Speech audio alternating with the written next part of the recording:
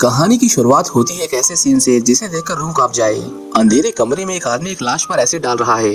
उसके चेहरे पर एक अजीब सा सुकून है। साफ दिखता है कि ये उसका पहला शिकार नहीं है। उसने पहले भी कई लोगों को मारा है। इस आदमी का नाम नमूरा है, एक सनकी लेकिन बेहद शातिर कातिल जो मानता है कि किसी को बेरहमी से मारना भी एक तरह की कला है और वो चाहता है कि उसकी ये कला पूरी दुनिया देखे। एक लड़की को मारे हुए उसे बस कुछ ही घंटे हुए थे कि वो दूसरे शिकार की तलाश में निकल गया। देर रात को रास्ते में उसे एक लड़की नजर आई जो अपने छोटे भाई को कार के सामने धक्का देकर मारने की कोशिश कर रही थी। लेकिन जब वो ऐसा नहीं कर पाई तो वो खुद भी उसके साथ मरने की कोशिश करने लगी। लेकिन कार वाले ने ऐन मौके पर ब्रेक लगा दिया और उनकी जान बचा ली। नमूरा ने उसका पीछा किया और देखा कि उस लड़की के पास ही में फूलों की दुकान है।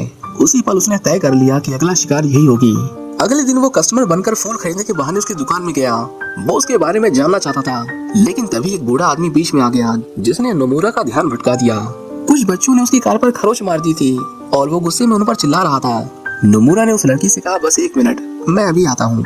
इसके बाद वो उस आदमी के पास गया और उसके कान में कुछ ऐसा कहा जिसे सुनकर डर के मारे उसके पसीने छूटने लगे और वो बिना कुछ बोले वहाँ से भाग खड़ा हुआ। इसके बाद नमूरा वापस दुकान में आया और उसने कुछ फूल खरीदे। जब उसे पता चला कि इस लड़की का बिजनेस ठीक नहीं चल रहा तो उसने और भी फूल पैक करवा लिए ताकि उसका भरोसा जीत सके। हिसाई ने पूछा, सर आपने उस आदमी को क्या कहा था कि वो चुप हो गया? आमतौर पर वो कभी पीछे नहीं हटता। नमूरा ने मुस्कुराते हुए जवाब दिया, मैंने उसे कहा कि मैंने उसकी कार का नंबर नोट कर लिया है और अगर उसने दोबारा इन बच्चों को डांटा तो मैं उसका पीछा करूंगा और उसके टुकड़े करके नदी में फेंक दूंगा। हिसाई को लगा कि वो मजाक कर रहा है, लेकिन वो सच का अंदाजा नहीं लगा पाई। उसके शिकार बड़ी आसानी से उस पर भरोसा कर लेते थे और अफसोस हिसाई भी वही गलती कर रही थी। इसके बाद नमूरा देर रात को एक साइबर कैफे में गया। वहाँ वो अपने किए गए मर्डर्स की सारी वीडियोस डार्क वेब पर अपलोड करता था। हर बार की तरह इस बार भी उसने बड़ी सावधानी से काम लिया और कीबोर्ड से अपनी उंगलियों के निशान मिटा दिए ताकि पुलिस उसके क्राइम्स की कोई कड़ी जोड़ ही ना पाए। जैसे ही वीडियो डार्क वेब पर अपलोड होती है, दुनिया भर में डार्क वेब पर बैठे लोग उस वीडियो को देखने लगते हैं। हम इंडोनेशिया में एक आदमी को देखते हैं जो बड़े गौर से नमूरा की वीडियोस देख रहा होता है। इस आदमी का नाम वायु है। बाहर से दिखने पर वो एक आम इंसान लगता है, लेकिन उसे इस तरह की घिनौने और वोलेंट वीडियोस देखना बहुत ज्यादा पसंद है। वायु कभी एक प्रोफेशनल रिपोर्टर हुआ करता था, लेकिन वो अपने काम में इतना ईमानदार था कि उसने एक बार एक बड़े आदमी से पंगा ले लिया। उस आदमी ने वायु की पीठ पर ऐसी लात मारी कि अब हालात ऐसे हैं कि वायु को एक कैमरामैन की नौकरी करनी पड़ रही है, जिसमें वो बिल्कुल भी अच्छा नहीं है।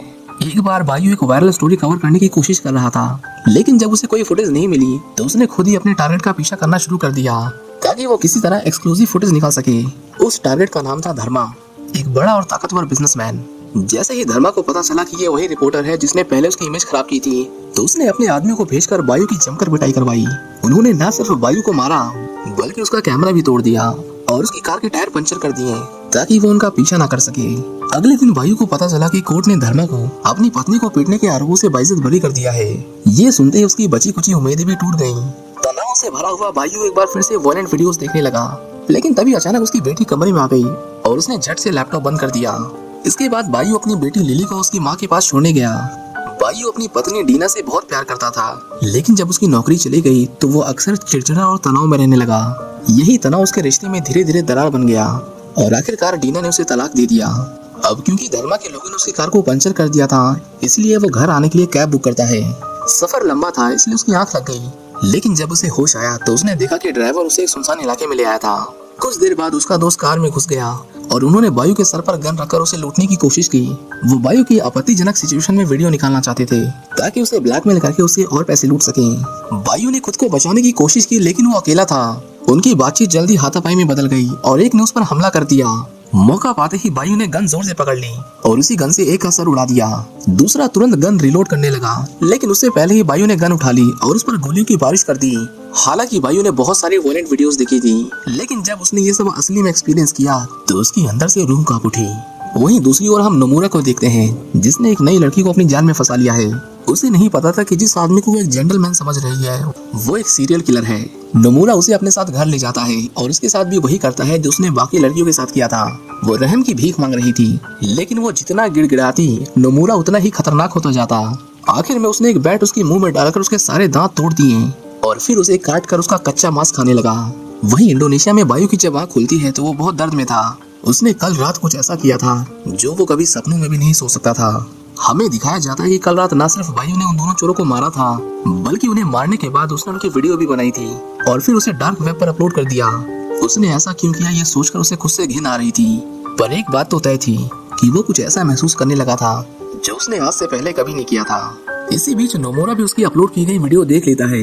उसका काम इम्प्रेसिव था, लेकिन उसे समझने में जरा भी देर नहीं लगी कि ये उस आदमी का पहला मर्डर है। उसने बड़ी आसानी से उसे ट्रैक कर लिया और उसे वीडियो कॉल का लिंक भेजा। बायू ने उससे बात की और अनजान बनने का नाटक किया, जैसे कि उसे कल रात के बारे में कुछ पता ही नहीं। पर नोमुरा ने उसे वार्न किया कि अगली बार वो वीडियो किसी पब्लिक सर्वर से अपलोड करे, इससे वो पकड़ा नहीं जाएगा। इसके बाद बायू अपनी बेटी को उसके नाना के घर छोड़ने जाता है। वहाँ जाकर उसे पता चला कि उन्होंने अपनी बेटी के लिए एक नया लड़का ढूंढ लिया है। उसका नाम जॉन है और वो काफी सक्सेसफुल और अच्छा आदमी था। उसके अंदर एक अच्छा पिता बनने की सारी खूबियां थी। उसके बीच बैठकर बायू इतना स्ट्रेस में आ गया कि उसका दिमाग हाइपर सेंसिटिव हो गया। उसे अपने आसपास की छोटी से छोटी चीज बहुत तेज महसूस होने लगी। इससे पहले कि उसका दिमाग फट जाता, वो उनके बीच से उठकर चला गया। अब वो नॉर्मल लोगों के बीच 1 मिनट भी नहीं रह सकता था। उसे बात करने के लिए कोई ऐसा चाहिए था जो बिल्कुल उसके जैसा हो। उसने नोमुरा को मैसेज किया, जिसका उसे सामने से रिप्लाई आया कि वो उसे वीडियो कॉल पर बात करना चाहता है। बायू ने तुरंत कैमरे पर हाथ रख लिया ताकि उसकी शक्ल ना दिखाई दे। नोमुरा ने भी एक मास्क पहन रखा था। बायू ने पूछा, तुम लोगों को क्यों मारते हो? जिस पर नोमुरा ने कहा कि तुम्हें शायद लगे कि मैं पागल हूँ, दरिंदा हूँ, पर सच्चाई यह है कि मैं भी कभी तुम्हारी तरह ही था, एक आम सीधा साधा और डरपोक आदमी। और फिर एक दिन मैंने सोचना बंद कर दिया और सिर्फ महसूस करना शुरू किया। पहली बार जब किसी की आंखों में डर देखा तब मुझे एहसास हुआ कि मेरा एक वजूद है। ठीक वैसे ही अब तुम्हारा भी एक वजूद है। तो बताओ कि अब तुम किसे मारना चाहते हो? बायू टीवी पर धर्मा के वकील रॉबर्ट का इंटरव्यू देखता है, जिसमें वो साफ साफ झूठ बोल रहा था। जिसके बाद उसने फैसला किया कि अब वो उसी को अपना शिकार बनाएगा। उसने उसकी कार का पीछा किया और पता लगा कि वो कहाँ रहता है। इसी बीच नोमुरा एक बार फिर हिसाई से मिलने जाता है। दोनों में अब अच्छी बातें होने लगी थी। मिसाई ने उसे बताया कि उसके भाई को ऑटिज्म है, एक ऐसी बीमारी जिसमें किसी बच्चे का दिमाग पूरी तरह से डेवलप नहीं होता। जब उसने नोमुरा से उसके बारे में पूछा तो उसे पता चला कि उसका बचपन कुछ सही नहीं बीता था। जब वो छोटा था तो उसकी बहन और उसके पेरेंट्स की मौत हो गई थी। उसे इंश्योरेंस से जो पैसा मिला उसे लेकर वो अमेरिका चला गया। वहीं उसने नौकरी की और फिर वो वापस जापान लौट आया। अपनी कहानी बताते वक्त नोमुरा बहुत इमोशनल हो गया, लेकिन उसी वक्त उसके अंदर दबा हुआ वहशत भरा चेहरा बाहर आने लगा। उसने कहा, अगर तुम्हारा भाई मर जाता तो उसके लिए सब कुछ कितना आसान हो जाता ना। ये सुनते ही ईसाई के चेहरे से मुस्कान गायब हो गई और उसकी आंखों में डर झलकने लगा। उसने कहा, आपकी मेरे भाई के बारे में इस तरह की बात करने की हिम्मत कैसी हुई? यहाँ से चले जाइए, मैं फिर कभी आपसे नहीं मिलना चाहती। नोमुरा ने एक बार तो उसे मारने का सोचा, लेकिन दिन के उजाले में उसे मारना उसके लिए भारी पड़ सकता था। इसलिए वो गुस्से में वहाँ से चला गया। अपने अंदर की नफरत को शांत करने के लिए वो आज रात किसी को मारना चाहता था। उसने एक प्रोस्टिट्यूट को पैसे दिए और उसे अपने साथ ले गया। कार में जब वो नोमुरा को सेड्यूस कर रही थी तभी नोमुरा को हिसाई का चेहरा दिखाई दिया और उसने इतनी जोर से ब्रेक्स दबाए कि उस लड़की का सर सीधा डैशबोर्ड से टकरा गया और उसकी नाक से खून बहने लगा। गुस्से में वो लड़की कार से उतर गई और जब उसके दोस्त ने देखा कि नोमुरा ने उसे चोट पहुंचाई है तो उसने उसे बहुत पीटा। उन्होंने नोमुरा के सारे पैसे और आईडी कार्ड छीन लिए ताकि वो दोबारा किसी लड़की के साथ ऐसा न करे। वहीं दूसरी ओर हम बायू को देखते हैं जो दबे पांव रॉबर्ट के घर में घुस जाता है। उसे देखते ही रॉबर्ट अपनी जान बचाने के लिए उस पर टूट पड़ा, लेकिन तभी बायू से गलती से गोली चल गई। अच्छी बात थी कि गोली बस उसे छू कर निकली थी। उसे समझ नहीं आ रहा था कि अब वो उसका क्या करे, उसे मारे या उसके पैसे लूट ले। वो सोच ही रहा था कि तभी उसे किसी के रोने की आवाज आई। रॉबर्ट ने कहा, वहाँ मत जाओ, वहाँ कोई नहीं है। लेकिन बायू ने उस आवाज का पीछा किया और जब उसने पर्दा हटाया तो उसे रॉबर्ट के बाथरूम में एक बच्चा मिला जिसे रॉबर्ट ने बहुत टॉर्चर किया था। इसके बाद बायू ने उसे इतना पीटा कि दर्द के मारे उसकी रूह कांप उठी। रॉबर्ट ने कहा, मेरी भी तुम्हारी तरह एक बेटी है, मुझ पर रहम करो। लेकिन उसने जो उस बच्चे के साथ किया था उसकी कोई माफी नहीं थी। बायू ने उस पर पेट्रोल डाला और बिना एक पल हिचकिचाए उसे जिंदा जला दिया। उसे फाइनली किसी का मर्डर करने की एक वजह मिल गई थी और वो वजह थी लोगों को इंसाफ दिलाना। अगले दिन जब वो अपनी बेटी से मिलने गया तो वो पहले से ही गुस्से में था और जॉन को उसके साथ देखकर उसका गुस्सा और फूट पड़ा। उसकी भड़की हुई आवाज और बर्ताव देखकर एली सहम गई। डीना भी अब उसे और बर्दाश्त नहीं कर सकी। उसने चिल्लाते हुए कहा, यहाँ से चले जाओ और फिर कभी अपनी शक्ल मत दिखाना। वहीं जापान में नोमुरा हिसाई के भाई से मिलता है जो अकेला बैठा फूट फूट कर रो रहा था। पूछने पर उसे पता चला कि स्कूल में बच्चे उसे परेशान करते हैं और आज तो उन्होंने उसे पीटा भी। नोमुरा उसे समझाता है कि ये दुनिया कमजोर लोगों के लिए नहीं है, तुम्हें उनसे लड़ना होगा। उसने उसे एक टेजर दिया और कहा, अगर अगली बार कोई तुम्हें तंग करे तो इसका इस्तेमाल करना। जल्द ही बायू रॉबर्ट की वीडियो डार्क वेब पर अपलोड कर देता है और जब नोमुरा ने वो वीडियो देखा तो उसे यकीन ही नहीं हुआ कि ये आदमी अपने पहले मर्डर के बाद ही इतना बेरहम हो गया। बायू ने उसे कॉल किया, वो जानना चाहता था कि ये सब कैसे करते हैं। नोमुरा उसे समझाता है कि पहली बार हमेशा आसान होता है, लेकिन अब तुम्हें परेशानी होगी। पकड़े जाने का डर तुम्हें चैन से सोने नहीं देगा, पर घबराना मत, वो हमें कभी नहीं पकड़ पाएंगे। अब तुम उसे ढूंढो जिसे मारकर तुम्हें सबसे ज्यादा खुशी मिलेगी। बायू जानता था कि वो किससे सबसे ज्यादा नफरत करता है। वो धर्मा की कार का पीछा करते हुए उसके होटल में जाता है, लेकिन वो जैसे ही कमरे में घुसा उसने पाया कि वो गलत आदमी का पीछा कर रहा था। ये धर्मा का बेटा था और अब बायू उलझन में है कि उसके साथ क्या किया जाए। लड़का घबराते हुए बोला, मैं अपने बाप जैसा नहीं हूँ, प्लीज मुझे जाने दो, मैं किसी को कुछ नहीं कहूँगा। उससे बात करते वक्त उसे याद आया कि उसकी आवाज तो कहीं सुनी सुनी लग रही है। उसी पल बायू भी समझ गया कि उसने उसे पहचान लिया है और बिना देर किए उसने धर्मा के बेटे को गोली मार दी। वहीं दूसरी ओर हम नमूरा को देखते हैं जो एक लड़की का पीछा कर रहा था। इसी बीच उसकी नजर उस आदमी पर पड़ी जिसने उसे पीटा था। उसे देखते ही उसकी आंखों में खून उतर आया और उसने उसका क्लब के अंदर तक पीछा किया। जैसे ही वो आदमी बाथरूम में गया, नमूरा उसके साथ साथ अंदर आया। उसने धीमी आवाज में कहा, पहचाना मुझे? वो कुछ समझ पाता उससे पहले ही नमूरा ने उस पर चाकू से हमला कर दिया। आमतौर पर वो सिर्फ लड़कियों को मारा करता था, लेकिन पहली बार किसी आदमी को मारकर उसका दिमाग खराब हो गया। उसकी शक्ल पर ही दिख रहा था कि उसे मजा नहीं आया। वो जैसे ही बाहर जाने लगा उसे वो लड़की दिखाई दी जो उस रात बचकर भाग गई थी। नमूरा उसे पकड़कर बाहर ले आया और उसे मार मार कर बेहोश कर दिया।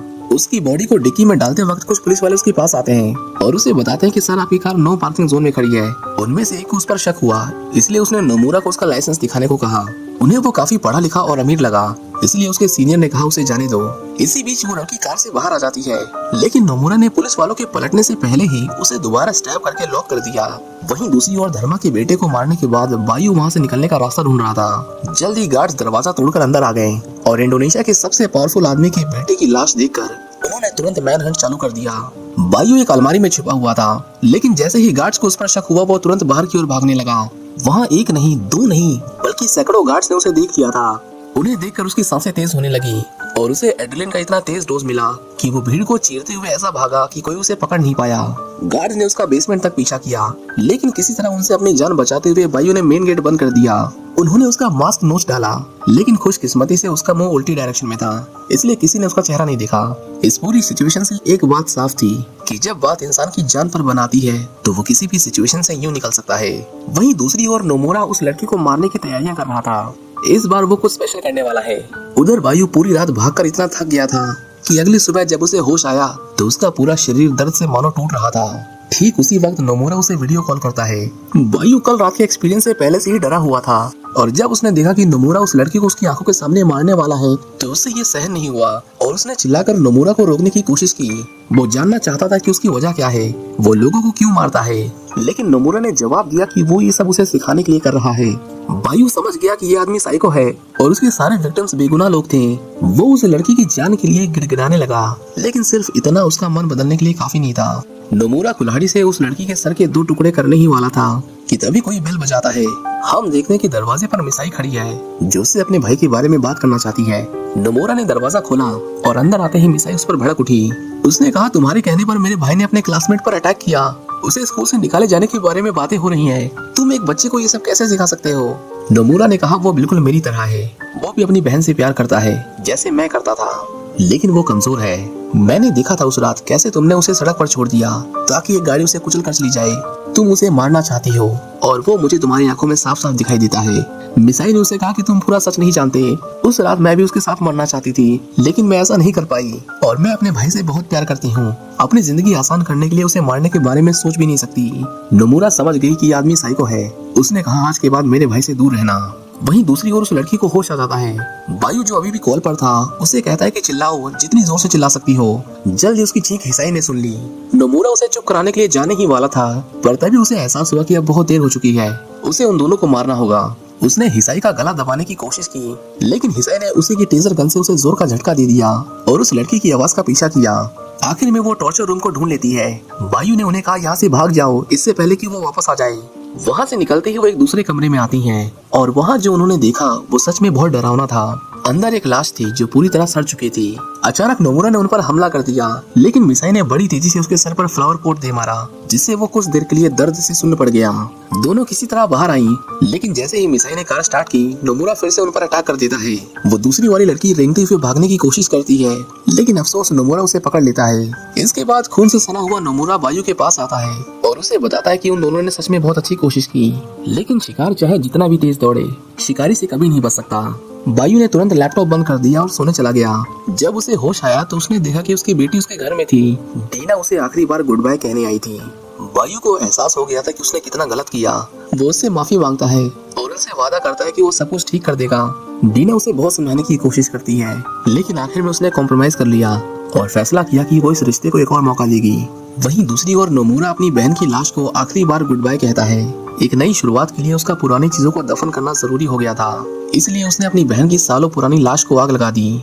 हम देखते हैं कि बायू अपनी बेटी को स्कूल छोड़ने जाता है। जब डीना उसके घर की सफाई कर रही थी तभी उसे तकिए के नीचे एक गन मिलती है। उसकी आवाज से बायू समझ जाता है कि उसे कुछ तो मिला है, इसलिए वो तुरंत घर जाता है। वापस आकर उसने डीना को आवाज लगाई, लेकिन उसका कोई जवाब नहीं आया। उसे सामने एक कैमरा दिखाई दिया, पर वो उसका नहीं था। बायू ने जब उसमें रिकॉर्ड की हुई वीडियो प्ले की तो पाया कि कोई उसमें डीना को टॉर्चर कर रहा था। बड़ी हिम्मत करके उसने बेडरूम का दरवाजा खोला, लेकिन अंदर जो उसने देखा उसे देखकर उसकी पूरी दुनिया, मतलब उस बेचारी की पूरी दुनिया सच में एकदम बर्बाद हो गई।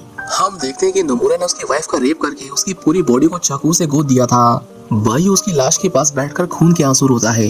इतनी बेरहमी देखकर उसका दिल एकदम थम गया। हालांकि नोमुरा उसे मारने के बाद भागा नहीं था, वो नीचे खड़ा उसका इंतजार करता है। बायू उसे मारने जा ही रहा था कि तभी एक कार उसे उड़ा देती है और उसमें बैठे लोग उसे उठाकर अपने साथ ले जाते हैं। नोमुरा को समझ नहीं आया कि ये अभी अभी क्या हुआ। वो उसकी कार का पीछा करता है। पता चला कि ये लोग धर्मा के आदमी थे। उसने कहा, तुझे क्या लगा तुम मास्क पहनकर मेरे बेटे को मारेगा और कभी पकड़ा नहीं जाएगा? मेरे बेटे ने तेरा क्या बिगाड़ा था? जो किया मैंने किया, तूने उस बेचारे को क्यों मारा? उसका आदमी बायू के हाथ पैर तोड़ देता है। धर्मा ने कहा, जब तेरी बेटी बड़ी हो जाएगी तो मैं इससे शादी करूंगा और अब यही मेरे वंश को आगे बढ़ाएगी। वो उसे मारने ही वाले थे कि तभी नोमुरा उसके आदमी को गोली मार देता है।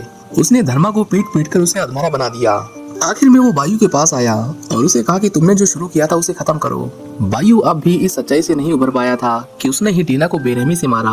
उसने कहा, देखो खुद को, तुम एक मॉन्स्टर हो। नोमुरा उसे भी अपनी तरह बनाना चाहता था, इसलिए उसने कहा, इस आदमी को मार दो वरना मैं तुम्हारी बेटी को मार दूंगा। बायू अब किसी की जान नहीं लेना चाहता था, लेकिन नोमुरा ने जैसे उसकी बेटी के सर पर बंदूक रखी उसके पास कोई दूसरा चारा नहीं बचा। वो धर्मा के ऊपर टूट पड़ा और उसका गला दबाकर उसे बेरहमी से मार डाला। ठीक उसी समय नोमुरा ने उसकी बेटी की आंखों से पट्टी हटा दी और जब उसने अपने पिता का ये रूप देखा तो वो उनसे नफरत करने लगी। नोमुरा ने कहा, मैं कब से तुम्हें यही तो बताने की कोशिश कर रहा था कि सब तुमसे नफरत करते हैं, यहाँ तक कि तुम्हारी खुद की बेटी भी। हम दोनों मिलकर काम कर सकते हैं, लेकिन उससे पहले एक आखिरी काम बचा है। वो बायू की बेटी को मारने ही वाला था कि तभी बायू ने उसे पकड़ लिया, क्योंकि वो कोई मॉन्स्टर नहीं था। वो अब भी अपनी बेटी से प्यार करता है, भले ही वो उसे नफरत क्यों ना करे। नोमुरा ने कहा, मुझे लगा कि तुम मेरे जैसे हो, लेकिन मैं गलत था। और इतना कहकर उसने बायू पर गोली चला दी। ब्रेन डेड बायू का पैर फिसल गया और वो बिल्डिंग से नीचे गिरने लगा, लेकिन जाने से पहले उसने अपनी आखिरी चाल पहले ही चल दी थी। नोमुरा ने देखा कि उसके हाथों में हथकड़ियां थी। वो दोनों इतनी ऊंचाई से नीचे गिरे कि एक ही झटके में उनकी बॉडी की सारी हड्डियां चकनाचूर हो गईं। बायू तुरंत ही दम तोड़ देता है, लेकिन नोमुरा की सांसें अभी भी चल रही थी। वो तड़प रहा था, दर्द से कराह रहा था। तभी उसे सामने एक लड़का दिखाई देता है जो उसे मरते हुए रिकॉर्ड कर रहा था। उसी पल नोमुरा को पहली बार एहसास होता है कि जिन लोगों को उसने तड़पा तड़पा कर मारा उन्हें कैसा महसूस हुआ होगा। और फिर अपने आखिरी पल में वो जापानी में एक शब्द कहता है, कट। जैसे कोई सीन खत्म होने के बाद डायरेक्टर कहता है। और इसी के साथ ये कहानी यहीं खत्म हो जाती है। उम्मीद करता हूँ कि आपको ये मूवी पसंद आई होगी। इस कहानी में आपको सबसे हार्ट ब्रेकिंग सीन कौन सा लगा, हमें कमेंट करके जरूर बताएं। ऐसी ही और कहानियों के लिए इस चैनल को सब्सक्राइब करें। हम जल्द ही मिलेंगे एक नई वीडियो के साथ। Thank you for watching. See you in the next one.